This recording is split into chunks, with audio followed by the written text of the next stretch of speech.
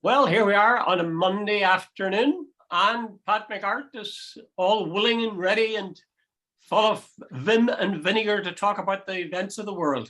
How are you, Pat? How's it going, Jude? By the way, is it vim and vigor or vim and vinegar? Which is it? Well, I was told piss and vinegar, actually. Oh, but if you say vim and vigor, not to put too fine a point on it. Yeah, vim and vigor. I think vim and vigor is what I heard when I was a kid. I was just a mixed up one where you had there. What did you say? Vim and vinegar. Is vim not? Is that not vim? Is it not a washing powder of some kind? That's vim. At an Ajax. Right the head and bend. Okay, so you're in good form, Pat. We have an important topic to discuss in the last couple of minutes of our program today, as some of our viewers will know already. But we'll deal with the other less consequential things first of all. From the US, of course, we get once again good news. A fine young man has been acquitted from being accused that he killed. Well, he did kill two people, seriously injured another. But Kyle Rittenhouse, who at the time was 17 years of age, killed him with his semi-automatic rifle. But the jury acquitted him on all charges. Were you able to follow that, Pat? I didn't get the last, but really, Jude, I was watching this. I'm sort of fascinated by how America has gone down a sinkhole. But what's basically happened, Jude, you start to wonder: are the laws being written by the gun lobby? Because basically, the innocent have become guilty, and the guilty have become innocent. Yeah. The whole thrust of the defense for Rittenhouse was he felt his life was under threat. These people were running after him. So he turned around and shot them. And that he was actually the innocent victim and they were the perpetrators. In actual fact, two unarmed men were basically held responsible for their own death. Now, Jude, that is a complete subversion of any sort of moral law that I know. Here's a guy, a wee Looney Tune, a white vigilante, goes along unasked to a demonstration about Black Lives Matter in Wisconsin, takes along an illegal gun, shoots two people, shoots three, kills two, and he's got off it. Now, I was sitting thinking to myself when I was watching this, I thought, this is insane, absolutely insane. And I was thinking to myself, if I was a black person in America today, I would definitely believe there's two justice systems, one for them and one for us. Can you imagine a 17-year-old black guy shooting dead two white people in the middle of the street, walks past police lines and they sort of part and let him go through? He's not arrested at the scene. He goes home, goes to bed, has a sleep, and hands himself in the next day. Now, Jude, you sort of go, Jesus. And Jude, here's probably the substantive point. There is little doubt that American society is starting to cleave big time. And you can see social problems coming, or social conflict coming down big time. Yeah, I saw somebody put up a Twitter, just a tweet in passing, and they said, I'm amazed that America isn't in flames. Just in general, because I mean, they really seem to be riven right down the middle. And it's only gets sharper as 2022 comes with the midterm elections. But let's get back to Rittenhouse. He was an interesting character. I mean, leave aside what he did, but just watching him in the dock, he looked like a high school student, a fairly soft high school student. That he didn't look like a thug. He looked like a youngster, and he did a lot of crying. This slobbery crying. So. You wonder, I was trying to put myself into the mind of the people who acquitted him completely. So I was taking the steps, and maybe they have a case. Like, first of all, you say he was carrying a weapon, automatic or an automatic. A semi-automatic rifle. So that was a legal weapon. He bought that, I guess, and he was entitled to buy it, right? At 17? Well, I don't know. As far as I know, 16 is the age. No, Jude, I don't think it was legal. I'm was it illegal? pretty certain it wasn't legal. I don't think it was legal. Well, that's impossible, Pat. I think it must have been, because if he was being charged with carrying an illegal weapon, I mean, it was cut and dried. No, I think. By the way, I think there's some sort of laws in Wisconsin that the prosecution were unaware of that gives them an out in regard to the legality of the gun. Now, Jude, I'm not 100% certain that's why they couldn't pursue it. You see, that seems to be the key thing. Well, anyway, let's go on to the next steps. Let's assume it was legal. Secondly, was it legal for him to walk in public carrying the gun? I think it was. That's the way America is. In America, it seems to be. Right now, you can carry a gun in public. You can carry a gun if you're legally licensed to bear arms, as I say. Yeah. Was he legally entitled to go to the protest area? I think he was. Probably was, yeah. That's the law. And fourthly, would he have had a case and thinking his life was in danger? It's hard to know. You said, I think, that the people who attacked him were not bearing arms themselves. They were unarmed. But, you know, you could see some guy coming at you and you might say, geez, I might never come out of this. Even he wasn't carrying a weapon. If he was big enough, or if there was a couple of them, say. So I'm trying to take it in steps and see, you know, at each stage, does this thing bear up? Richard, this guy, he's 17. Yeah. He's a white supremacist. He's already. Well, you can't, that's not a crime. But hold on, but okay, I know it's not. Right, take it in steps. He's already been photographed with the Proud Boys, which are basically the Ku Klux Klan without the masks, right? But that's legal. They're legal too. That's still legal, yes. Yeah, but okay. But he crosses state lines, bringing a gun out onto the street, and shoots dead 2 people, seriously injured. He blew the arm off, basically arm off another guy. He blew off his biceps, so and so on. But when I watched CNN's coverage of it, one of the lawyers come on and said basically he was innocent because he thought his life was in danger because these guys were running after him. They were running after him because he was armed and they thought he was dangerous, that he had a gun, and he proved their point. He shot 2 of them dead.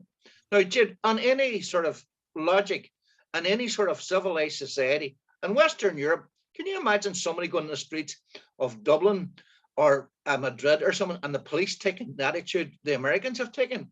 Dude, the American society has gone. I was going to use a very rude word. It's totally effed up. It really is. It comes down to this question of the legality of bearing arms. Yeah. And that's something that the Americans hold very dear, and it's in the Constitution and so on. So that's legal. And while we may not approve of a young fella of 17 walking around with a gun, apparently in the law in America is that he can. And then, as I say, if you take it in steps, is it legal to walk to this place as protest in public? Yes, it is, apparently, carrying a weapon. Was it legal to, did he think his life was in danger? You could make a case. All I'm saying is, once you go into court, it's possible to get this guy off looking at the laws. That's the whole point. It's become so warped and so ridiculous and so insane. The right to bear arms was written in 1775 or something like that, during a time of revolution, etc., etc., etc. Now, why any white kid would, in a non-war zone, would be armed with a semi-automatic rifle that spews out something like 60 guns or 60 bullets a second or whatever it can do, which is ridiculous. And he takes it to a march, a peaceful demonstration, and by the way, the guys he shot are now almost guilty that they are responsible for their own death. And this young fella will never do a day in jail for doing what he did. Now, Jude, if you can, and it's not even moral, that's a ridiculous thing. The absurdity of the American legal system has been, and it's getting more and more flawed by the day. You know, this thing that they claim they had the best legal system in the world. Jude, by the way, there was also the judge apparently, this sort of apparently his phone rang during the hearing, and it was that the right-wing American thing, the tune played. He apparently he was very deferential to the defense. He was very deferential to the defendant. And America's, even the court system seems to have divided. A lot of white people are sort of saying, this guy will never have to buy a drink again in certain pubs and certain places. He'll be more than welcome at Trump conventions. He will probably, if he wants to, go around speaking at right-wing conventions and all that sort of stuff. There's a circuit there for him where he'll be warmly welcome and well paid. and he'll be regarded as a hero, that he was fighting for the American way of life. He's a patriot. Yeah. That's how insane this has become. Yeah. I think there are two basic problems there. One is the sale of guns, that's allowed to happen. You know, that some young fellow like that can, presumably the weapon was legally bought in the first place and somebody maybe passed it to him. But they're just, I mean, everybody I think knows. that's what actually happened, Jude. Yeah, everybody knows there's far too many guns, and all these nutters who go into schools and kill everybody in sight. There are too many guns, and yet the Americans will not. No matter what happens, they won't. They'll say we have a right to bear arms. That's the first thing. And the second thing, and I think you pointed this out in your email to me, is if he had been black, there isn't a chance that he would have come out of that innocent. You know, regardless of how the law is interpreted. He just would not have left that courthouse. I've got an American friend. He's a former journalist, and he said your man wouldn't have, never mind, he wouldn't have got to court. He wouldn't have got off the street. He'd have been shot dead on the street by the cops. He walked through police lines after killing 2 people and wasn't arrested. Imagine if he was black, Jude. Yeah. Well, I wonder, did the cops know? I don't know, did that emerge in the course of the trial? Did the cops know that he had been using this weapon? Well, I've read 2 or 3 times that he walked through the lines after killing 2 people. Now, I'm not 100% certain whether they were totally aware. Well, but again, you see, I take it he was running towards the police lines with people after him. Well, you see, they could theoretically anyway. Could have, and the confusion, I can't substantiate whether they knew or didn't know, so I don't know. Yeah, but I think it's I find it sort of disgusting, and I thought his it was sort of understandable, his tears and his slobbering during the trial, and you could almost have sympathy for him, but then you stop to thinking, why is he slobbering now? It's because he killed 2 people. Apparently he's one of these wannabe cops. He loves this whole thing about the badge and the right. But Jude, he said in court, I did nothing wrong. Well, suggesting 2 people dead and another one seriously injured sort of gives light to that. But the trouble about all this is that's another, what would you call it? Another source of fuel to the fire that's going to flame across America. Yeah. It's hard to see him coming out of this, right? You know. There'll be people like China and Russia and so on will be delighted with this. Absolutely. And the trouble is, you see, they will be right to be delighted because America's bringing it on itself. The United States is bringing this on itself. But you know that moral high ground that the Americans said about human rights, about Chinese and the Russians and all, and having a go at Putin, rightly so. By God, hey Jude, they're no moral high ground to start lecturing anybody now. But as much has been made about this young woman, not too much older than Rittenhouse, the tennis player, and saying, has she been put in jail? Where is she? And so on. Like, they don't have to ask where Rittenhouse is. He's sailing down the main street as free as a bird. And boy, oh boy. Well, we sometimes think we have got problems, but I tell you, they've got big problems, and they're going to only get bigger. Right, let's move from gunplay to play on the field. You see that segue I did? See what I did there? Yeah, that was brilliant. That was brilliant. Ole Gunnar Solskjaer, fine name it is, has at last bit the dust. This is something we all saw coming for a long time, I think. I mean, game after game after game, somehow or another, all those highly paid players for Man United weren't doing the business, and were getting beaten by Watford in the last game. Yeah, 4-1. Beat them. My God. If I'd known it was going to be played, I'd watched it. My wife always talks about the natural state of things should be that Man United should beat everybody. I say there's a lot of unnatural action going around these days. I gather that Ollie was in tears when he announced or accepted the fact that he was leaving. I would suggest to that, don't cry for him, Ole Argentina. Sorry, he was making a salary of nearly £8 million a year, and he's been there for what, 3 years? 3 years, yeah. Nice one. 8 by 3 is 24 million. Yeah, and Jude, let's be honest. Hey, geez, he can go back to Norway and he can buy half of the place. But Jude, let's be honest. I don't know. Remember Matt Busby, the shadow of Matt Busby sort of sort of fell on every manager come after him for what, the best part of 2 decades. Yeah. Something tells me that, and I don't mean he's malign, I just mean it's just unfortunate. But Ferguson's shadow, everybody's judged by the background and against Ferguson. And I think of the board, the minute anything goes wrong, I think the first thing the chairman or the chief executive does is, Alex, what would we do here? And I wonder, is all that sort of interfering with, like our wee man from Northern Ireland, the Glens of Antrim, Brendan Rodgers apparently is a favourite. Now, Brendan issued some statement last night. I've got a job here and I intend doing it. Now, that's for PR purposes.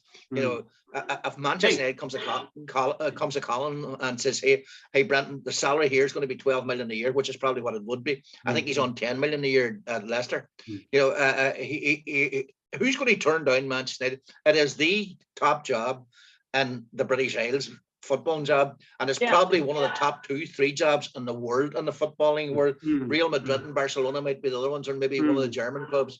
So Brenton, if he comes a Colin, we'll take it. But he'd be the fourth manager, Pat. He'd be the fourth manager inside something like a year or two, maybe 1 year. Like that's not good news. No. It looks like a place that gets rid of its manager with some speed whenever they think he isn't doing the business. No, hold on.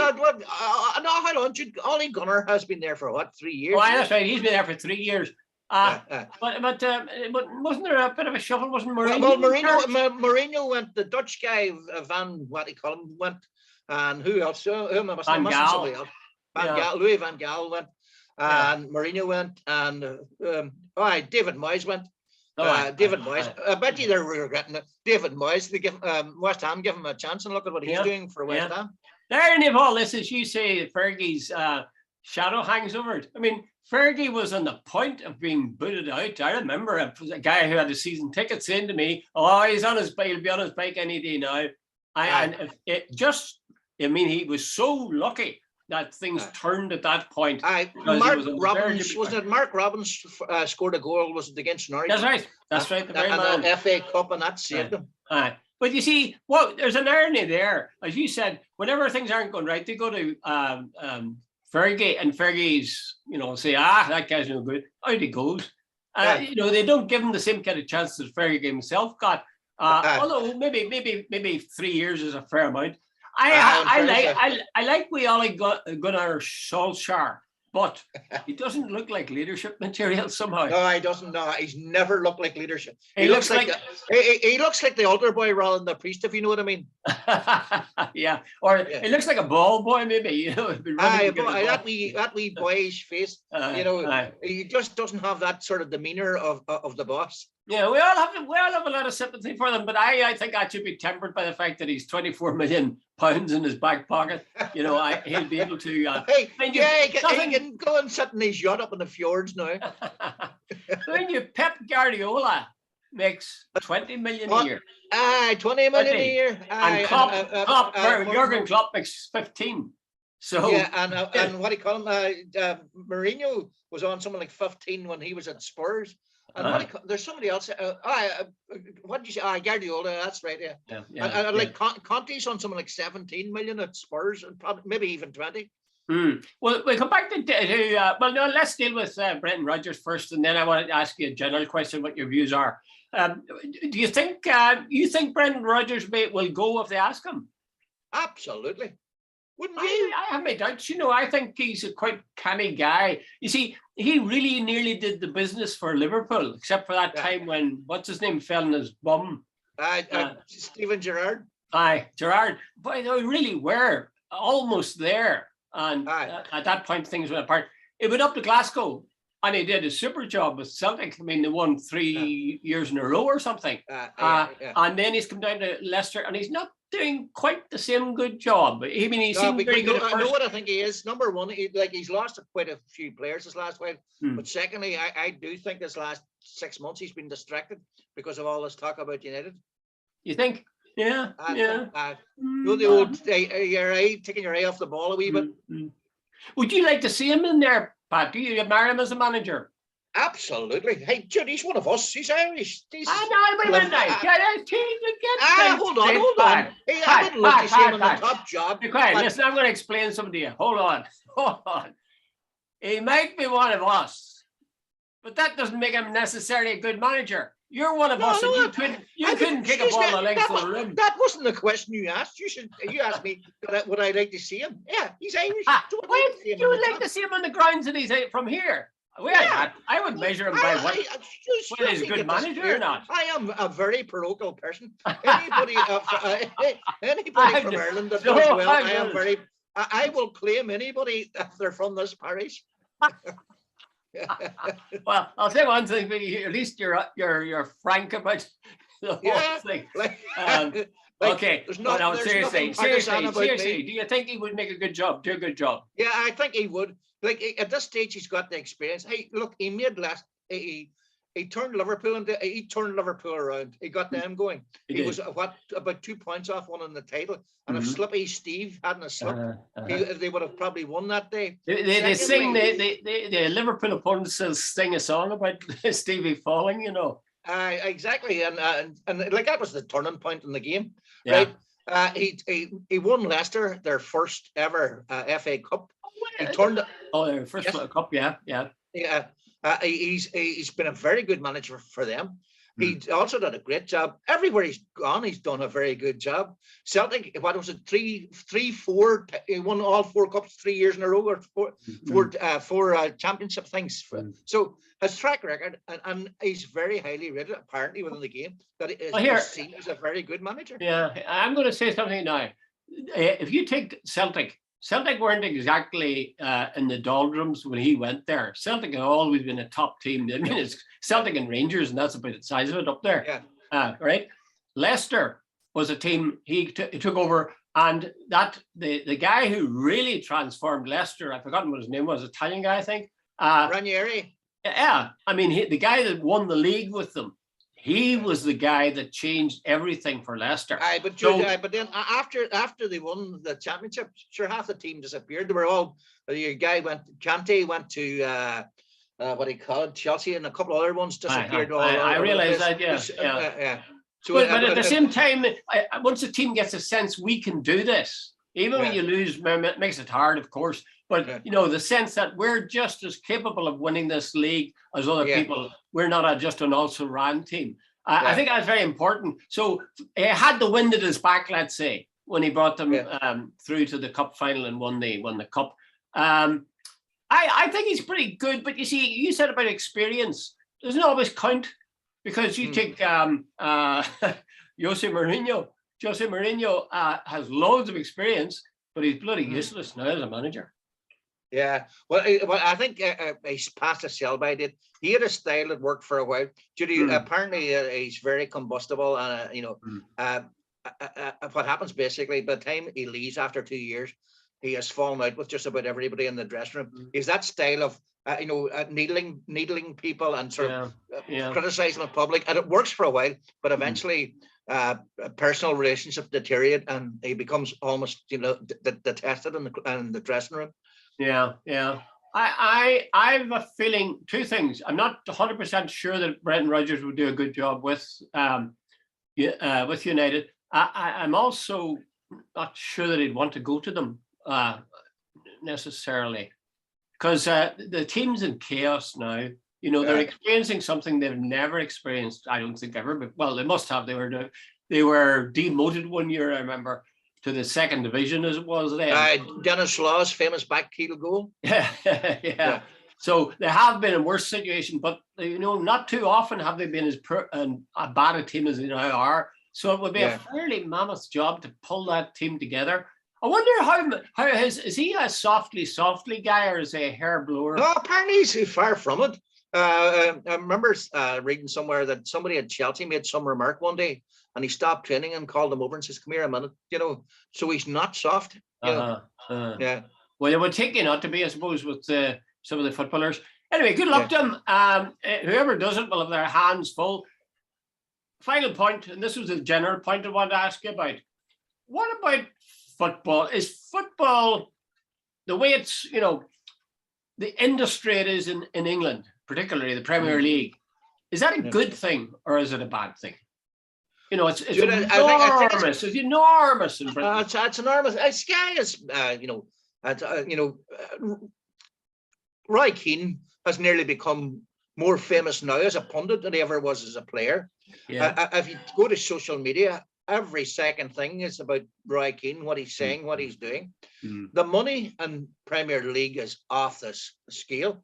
Yeah. Ronaldo was supposed to be, I don't know, these figures are bandied about, and I don't know how much basis there are on them, that he's earning somewhere close to 500,000 a week. And at United, between one thing or another. So, and then then look, you go to some of the. I was watching a thing on Saturday and on the ball. Some of these wee sort of clubs in the third and fourth division type thing.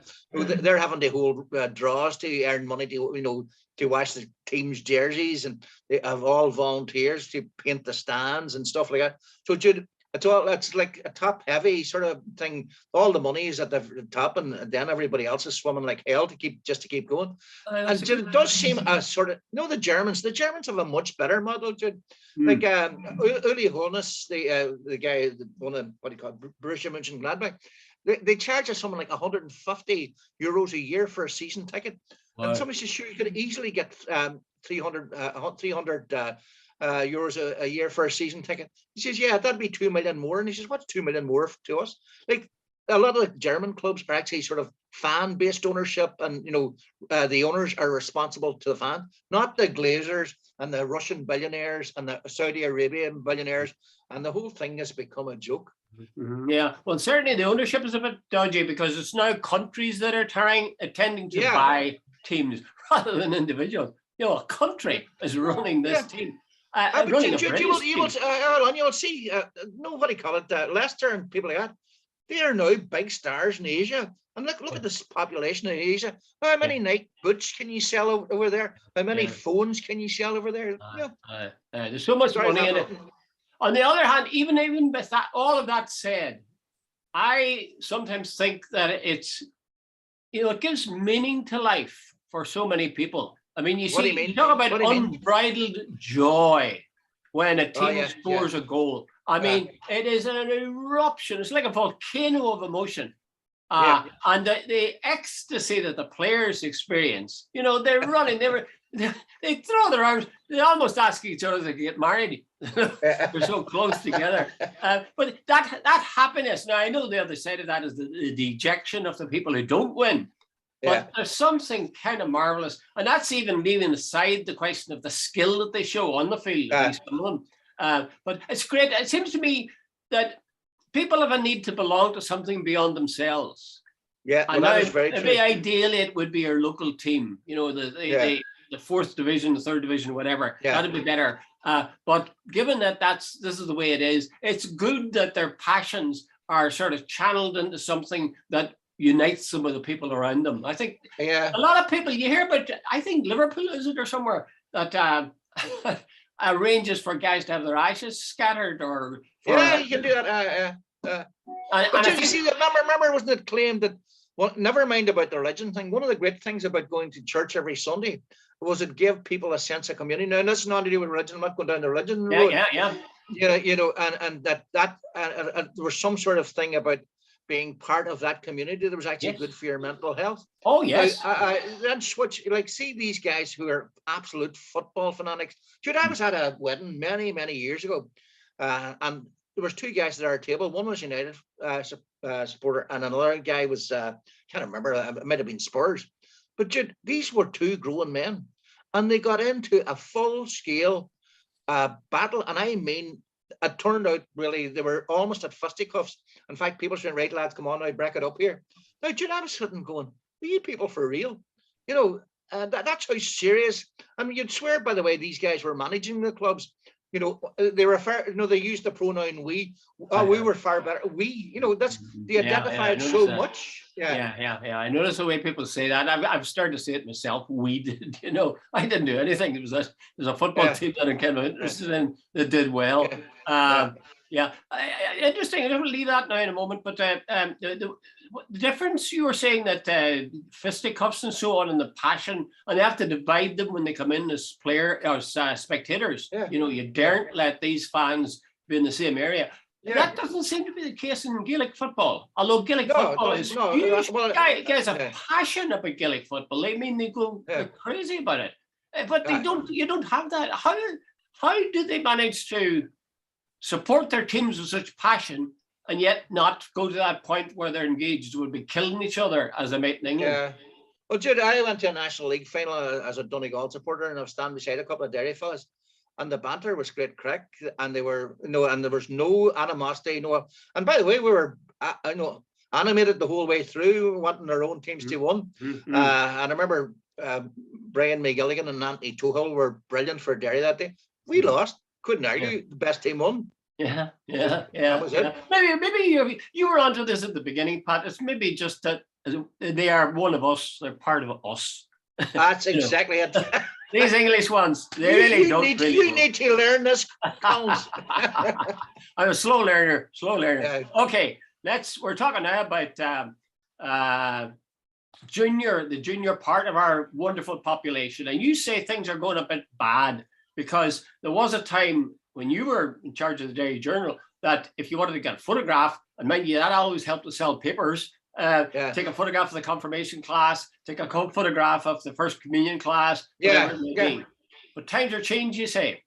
Yeah, Jude, you see, you mentioned this thing about data centers and all this and privacy, but it was in a different context. But here's the thing. I remember when we had four full-time photographers, and they were on the go all the time when they were working for the Derry Journal. It was unbelievably busy. But anyway, a principal was ringing up and said, our school won the under 11s or under 12s or under 16s soccer championship, Gaelic championship, or we have an Irish dancing troupe who won such and such, or here's the swimming team, or here's the debating team. No, Jude, no problem. Go up and take a photograph in the paper the next day. Now, apparently, you have to get permission from the parents.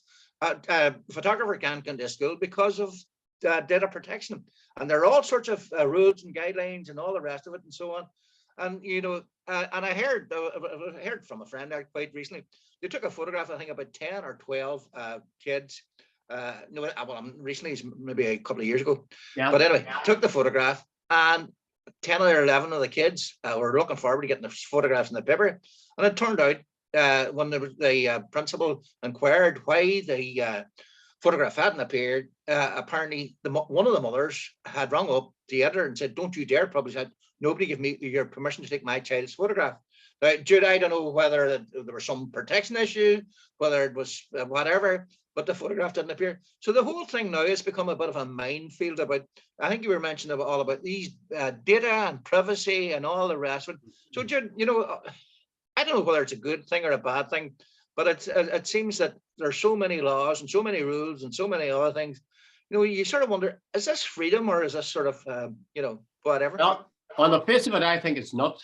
I think it's crazy. But it is in keeping with the time. I assume that parents don't want their children's photograph put up on Facebook or put in a newspaper or whatever, because they're somehow fearful that child will be identified or stalked, or that their image will be attached to some obscene sort of video or whatever. I think it's overdone, and it can't be good. It can't be good. No. Like you said, for example, I have seen babies. Now these are photographs on, I think it was Facebook, of babies, and their faces are blurred out. Yeah.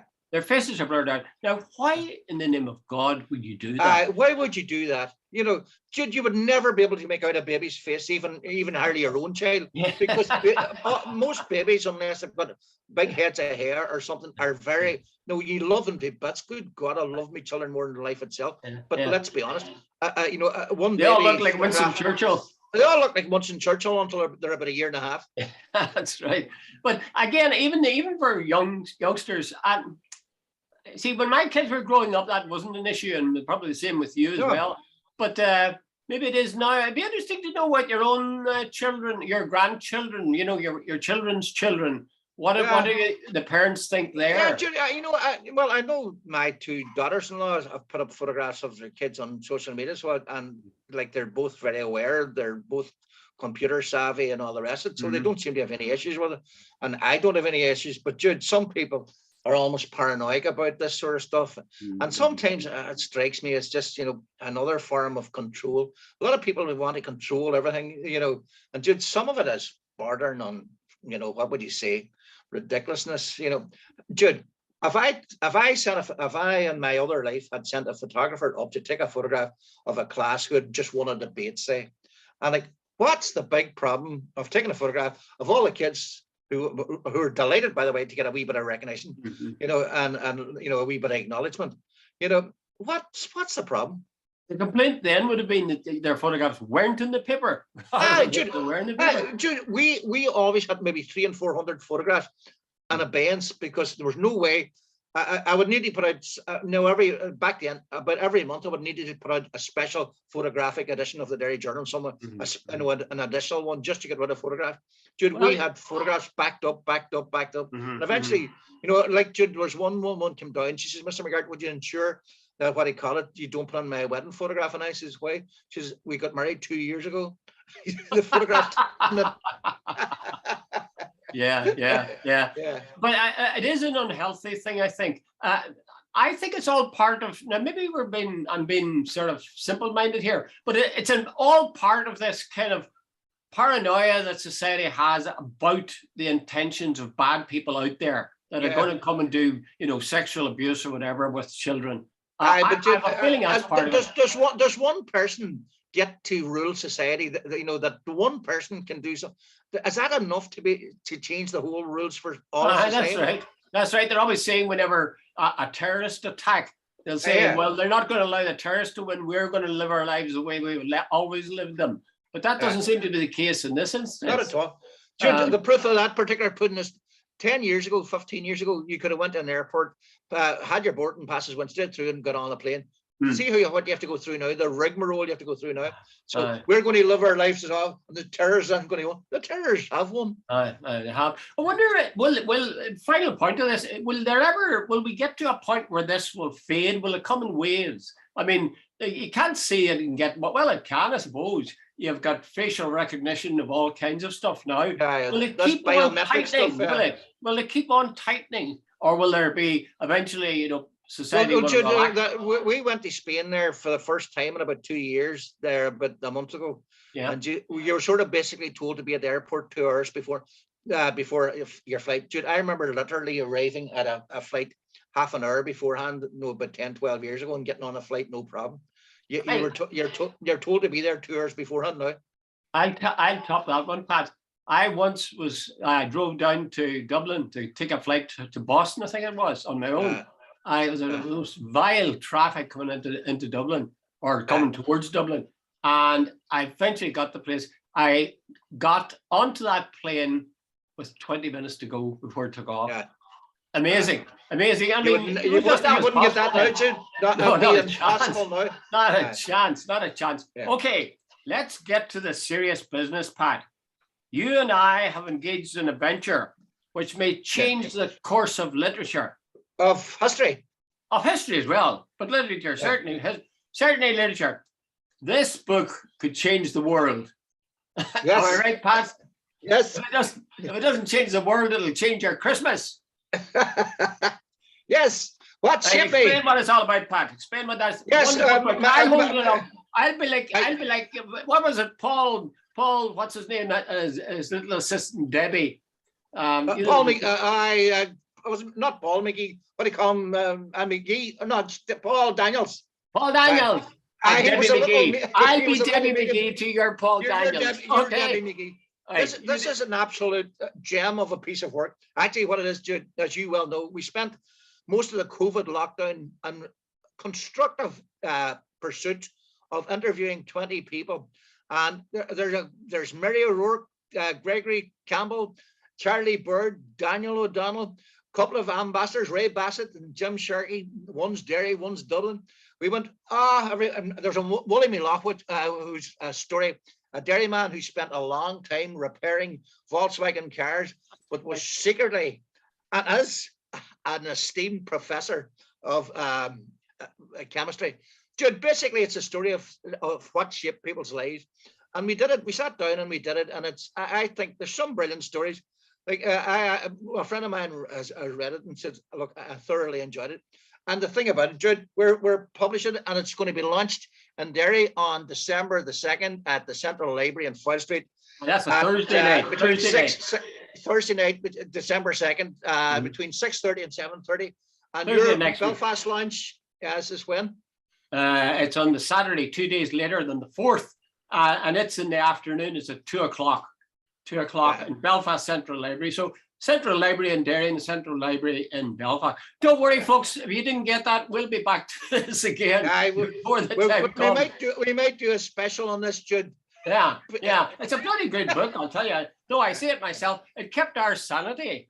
Yes. At least I think it kept our sanity. There's some people would dispute it in your case, but I think most people feel that my sanity was preserved by. But it was interesting, wasn't it? I wonder, did we lose anything by not actually being? I've done this kind of thing before, but I've always gone to the person or gone to their house or whatever. And I'm wondering, since we did all of these in Zoom and we recorded it and then we transcribed the interview, did you lose anything by just doing it over Zoom, I wonder? Would it have had? Yes and no. The plus of Zoom, Jude, we recorded them and they're still there. And if their families or anything want them, I have no objection to send it on to. So there's a plus there. For Jim, I did Professor Jim Dornan, who's since died. Yes. I don't know his family, and I've never been able to contact him. And but if anybody wants it, it's there. But he told a great story. This guy told a story from where he came. He ended up one of the finest, most renowned gynecologists and obstetricians. I was actually teaching in the Irish Surgical College out in the Middle East. I think he invented a couple of procedures that certainly helped women and childbirth, and was so highly rated. And but he was the loveliest man. I'm saying that on the record. Jesus, Jude, I've sat and chatted to him for well over an hour, and he was the most down to earth for a man who had achieved so much in his particular field. There wasn't a trace of ego in him, not a trace. He was fantastic. And none of that's pompous that a lot of medical people, that they have the God complex. Jim had none of that whatever. And it's funny too how I've always found this, that when you interview people, you find they'll tell you things that you just, under ordinary circumstances, they would never tell you. And they do it voluntarily, and it's not that you're doing sneaky stuff or anything, but you just get I find you get an insight into people's lives. Well, sure, Mary O'Rourke started telling you about the privacy of her pregnancy. I'll tell you, you see, on the front cover, as you well know, Pat, there are 6 different people. I'm going to pick Mary O'Rourke, and I'm going to read out the quotation attached to her, and you can pick one of the other 5, and you can read it out. This is Mary O'Rourke. She was, as you know, the former Minister of Education. She was the Deputy Leader of Fianna Fáil. She was several other ministers as well as Education. And Education is the only one I can remember. But she's talking about when she was newly married. Really funny. She says they were sitting waiting for the baby to come, and the baby didn't come. And they couldn't, what's going on here? And eventually she went to the gynecologist, who happened to be Dev's son, De Valera's son. But she went to the gynecologist, and then she was examined and so on, and then they sent word, and they said that her husband was to come and see them. And this, she said, wasn't so, and that's true. I remember those days. That wasn't the kind of thing that happened very much. If a woman didn't get pregnant with her husband, it was always the woman's fault. It's a woman's fault. Of course, she was barren. The man, of course, never. But she says, and then her husband she's talking about, he got a letter. This is after he'd been to be examined. Dear Mr. O'Rourke, I'm glad to tell you that your sperm has 100% mobility. And she laughed at that. She says, so there was nothing wrong with him anyway. I did Charlie Bird, and I worked in RT, and I knew Charlie, but he was unbelievably honest.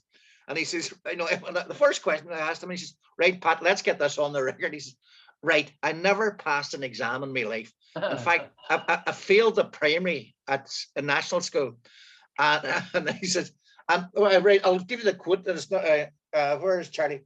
I had a dictionary hid in my pocket all the time. This is when he was working on RT. If I couldn't spell the word I needed to use in my story, I would go out to the toilet to look it up.